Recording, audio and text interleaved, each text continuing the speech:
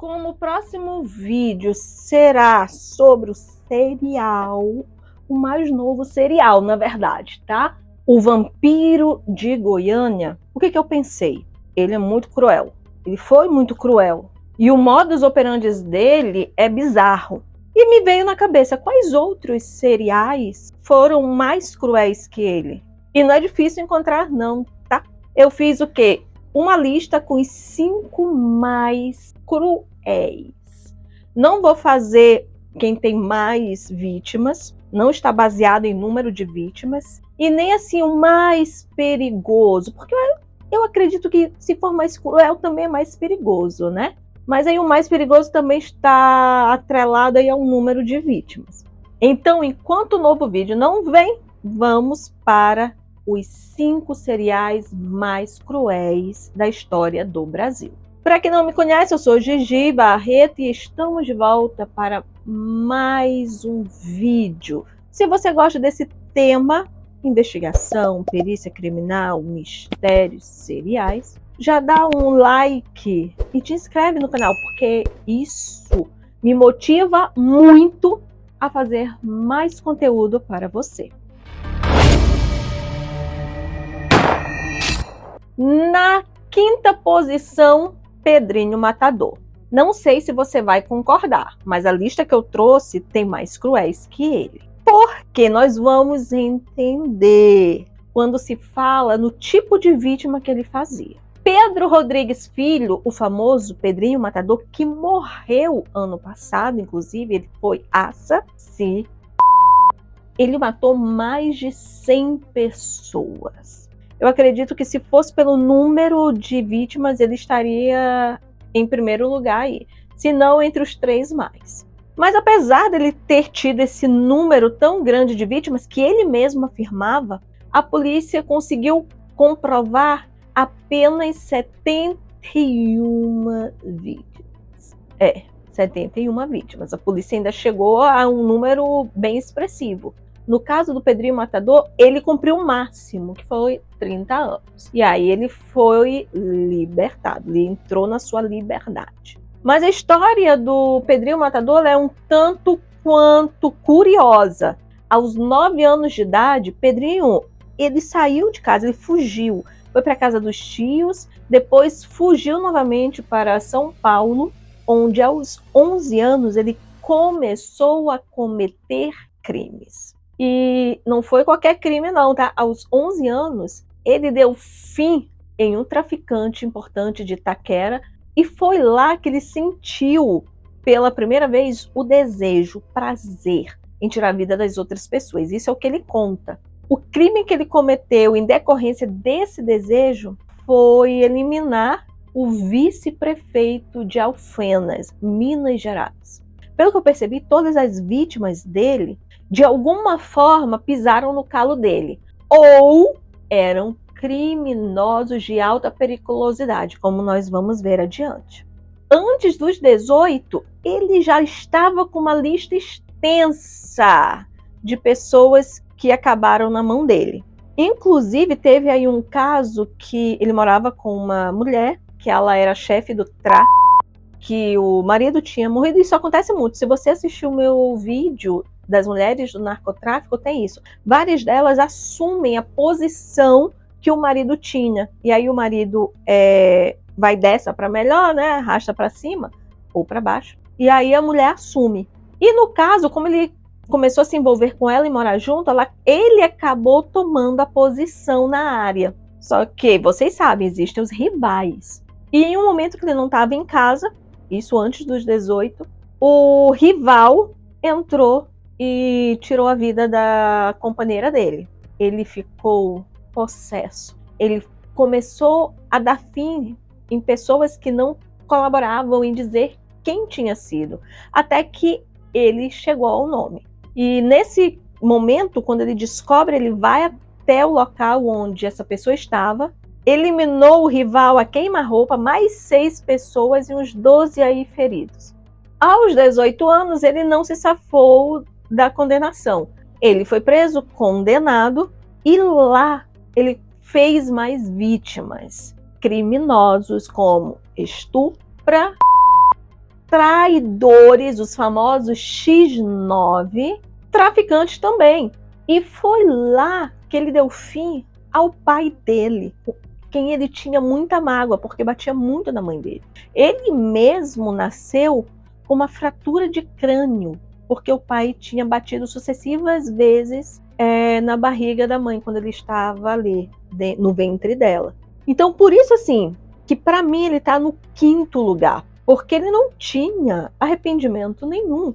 Ele realmente fazia por prazer e foram inúmeras pessoas. Mas aí a gente pode dizer que tem um atenuante aí, porque não deveria falar isso, mas eu vou falar, né? Porque eram pessoas de alta periculosidade, a grande maioria aí. E vamos agora para a 4ª posição. Chico Picadinho, assim que era conhecido, Francisco Costa Rocha.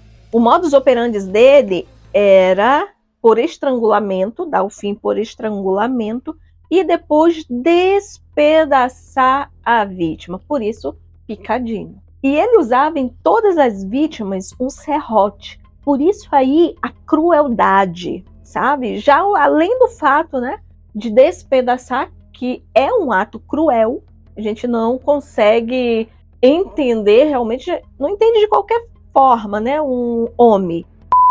Mas esse caso assim parece que choca mais. E ele tinha uma vitimologia, não era qualquer pessoa, eram todas mulheres. Foram ao total 11 mulheres. Ele foi preso em 1968, ele foi denunciado pelo amigo de quarto que morava com ele. Ele foi condenado a 17 anos, mas foi solto bem antes, entrou aí naquela coisa do bom comportamento. Ele saiu, voltou a morar com um colega, se casou e adivinha, começou a fazer mais vítimas. Aí ele foi preso e está preso até hoje. O pódio, em 3º lugar, fica o Maníaco do Parque. Se fosse em questões de o mais dissimulado, eu acho que ele ficaria em 1º lugar. Francisco de Assis Pereira. Ele agia na zona sul de São Paulo. Ardiloso, ele atraía as vítimas, mulheres, todas mulheres, a vitimologia dele, né? Dizendo que ele era um caça-talentos. E a mulherada, querendo virar famosa, caía na lábia dele. Ele dizia o que precisava fazer? Uma sessão de fotos, mas não era no estúdio, era na mata, para ficar uma coisa mais natural. E a mulher ia, se embrenhava no mato. Quando se dava conta, já era tarde demais. Inclusive, tem uma vítima que sobreviveu e ela é nossa seguidora. Ela disse que pode dar uma entrevista, mas eu acabei perdendo contato com ela. Por favor, se você está me assistindo, entre em contato novamente que eu quero fazer um vídeo com você. Quando as mulheres chegavam ali no local onde eu digo que era o santuário dele, porque todas as vítimas estavam ali naquela região, ele mordia. Isso aí é um modus operandi dele, tá? Vitimologia mulheres, jovens, de 17 a 27 anos. Isso, inclusive, se a gente for fazer um vídeo sobre ele, entra aí a perícia criminal como uma prova de que ele era a pessoa que mordia, né? A arcada dentária coincidiu. E então ele as colocava de joelho e aí ele as matava. Ou ele matava primeiro e depois colocava de joelho. Os corpos eram encontrados todos de joelho. E também acredita-se que ele se matou depois da morte. E ele queria se casar. Eu não lembro se ele casou, tá? Me conta aqui se ele casou ou não. E tem vídeo dele na playlist, tá? Lá eu devo ter dito se ele casou ou não. Agora realmente eu não lembro. No pódio, na 2ª posição, o Vampiro de Niterói.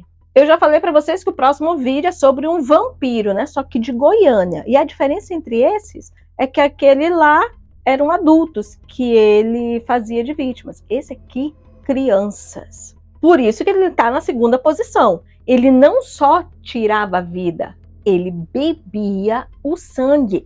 E eram crianças. Agora, tem uma razão para ele fazer isso. É banal a razão. Foram 14 crianças que ele abusou, sim, torturou, tirou a vida e bebeu o sangue. Esse era o modus operandi dele, a vitimologia, jovens, independente do sexo. Agora, o porquê que ele bebia o sangue? Ele queria permanecer jovem e bonito como aquelas crianças. Imagina aí o nível de insegurança deste cidadão para querer ficar bonito como aquelas crianças. Ele devia se achar então horroroso, porque ele não queria manter a beleza dele com a juventude, ele queria ficar bonito como aquelas crianças e de quebra aí se manter jovem. Ele está internado desde 2003 em um hospital psiquiátrico no Rio de Janeiro. E o primeiro lugar, eu acredito que vocês vão concordar comigo, o emasculador do Maranhão, Francisco das Chagas Brito.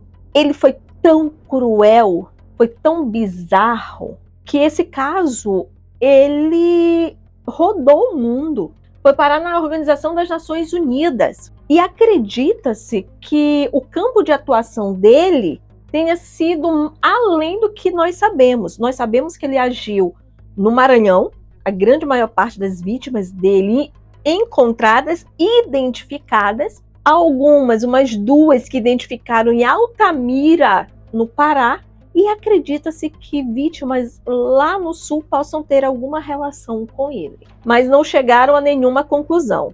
Francisco das Chagas tinha sido garimpeiro lá no Pará, em Altamira principalmente, foi para o Maranhão, São Luís, e trabalhava como mecânico.